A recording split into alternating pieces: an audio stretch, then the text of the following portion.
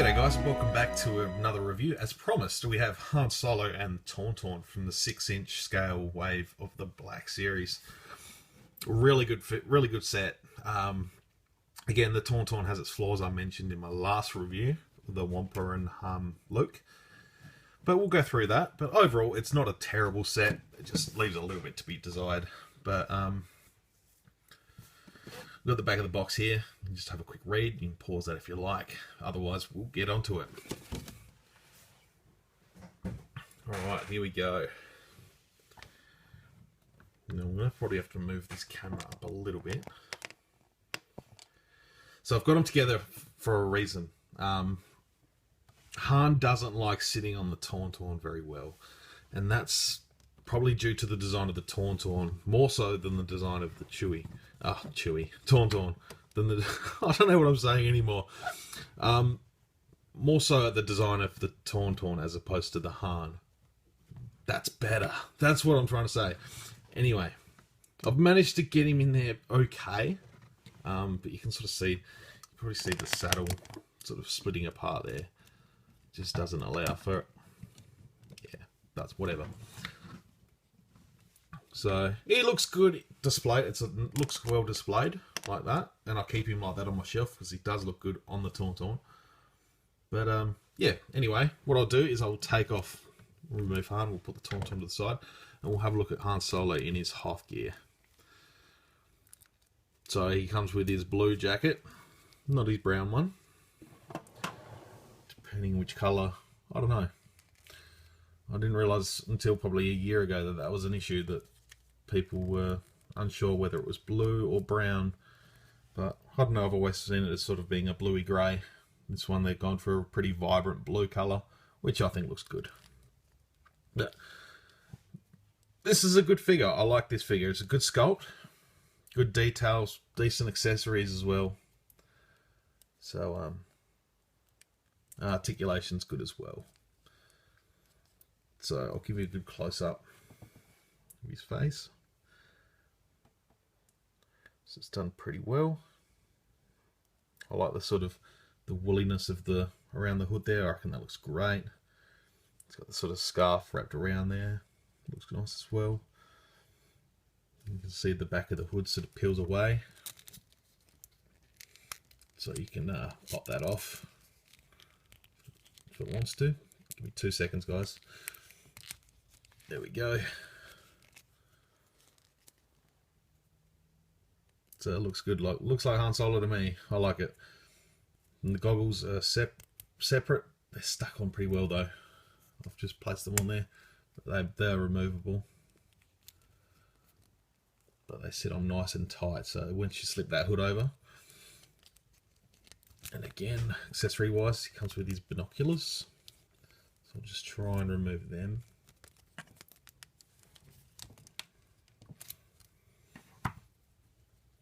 So nice sculpt on these as well.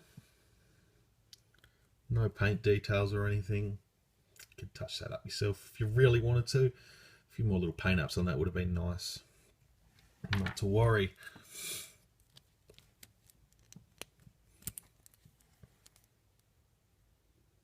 So nice sort of sculpt and details over there. And again, the hood slips on pretty nicely. And looks good, looks really good when it's on.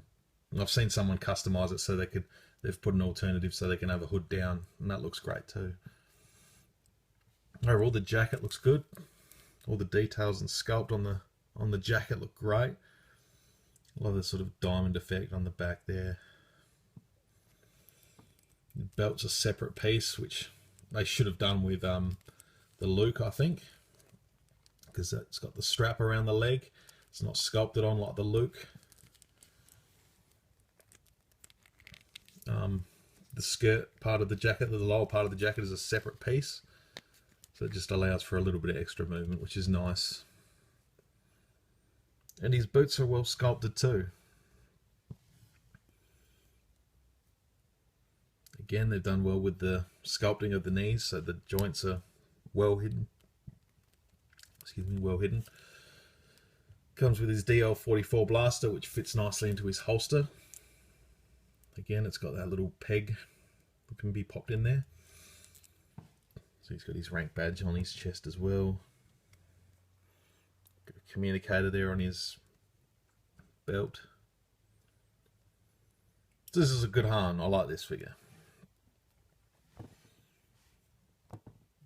Articulation, he's got the ball jointed head, which, well, has a little bit of movement. It looks a bit funny with the neck up like that, but it's fine.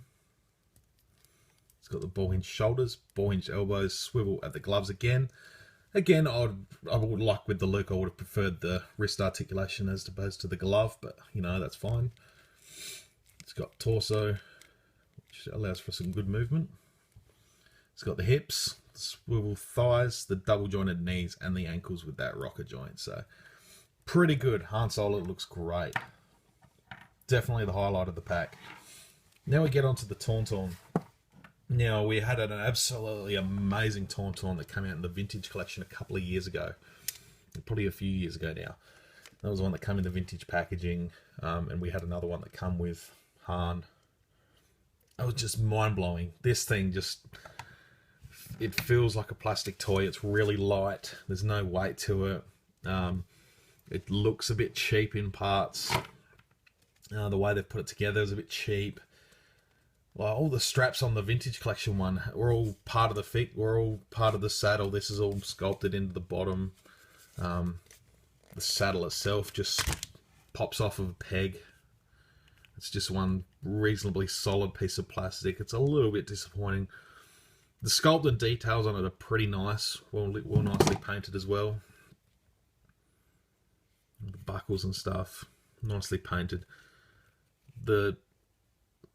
I can never remember the names. I don't know horses or anything like that, but the foot things that you put your foot in, I don't know what they're called, okay?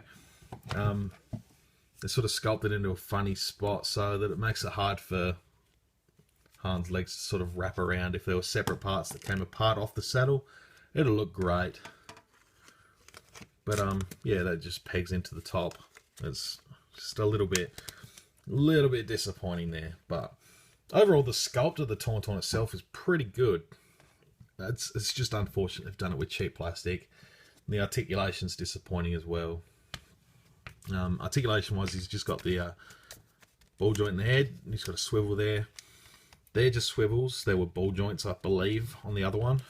And these are just swivel legs as well. So the tail doesn't move. The feet have got hinges, which is okay.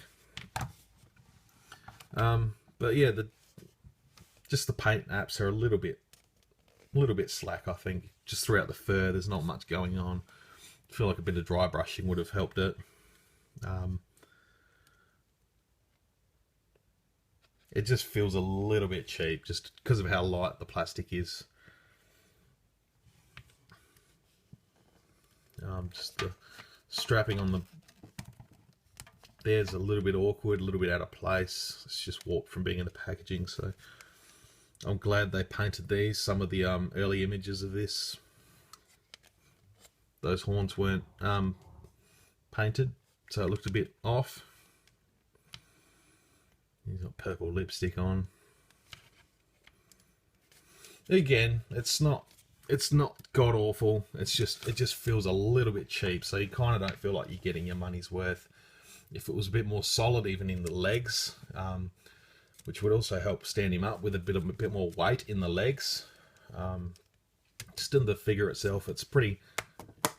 You can hear me knocking on that, and it's pretty light on. Hollow plastic. I just hope it holds up over the years. If I'm not going to be playing with it much, so I guess it will. But for kids, these kids that are all playing with them, this will get really loose over time, and it won't stand up. And it's meant to be a collector's line, and we paid premium prices for a collector's line, so I'll just expect a little bit more. But that's just me. Anyway, guys, that's Han Solo and his Tauntaun. Not a bad pack, if you ask me. It just leaves a little bit to be desired again. But I'm happy to have it part of the collection. It looks good. So thank you very much for watching. Any comments and feedback below, always appreciated. And see you guys on the next videos. Until then, may the Force be with you.